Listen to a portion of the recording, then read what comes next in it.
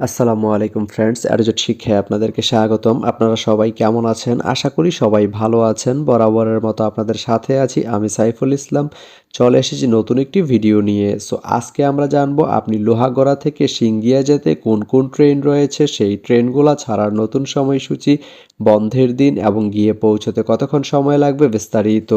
তো আমি যদি আপনাদেরকে ট্রেনের সময়সূচিগুলো বলে দেই, আপনি লোহাগড়া থেকে সিংগিয়া যেতে শুধুমাত্র একটি ট্রেন রয়েছে, সেটি হচ্ছে জাহানাবাদ এক্সপ্রেস।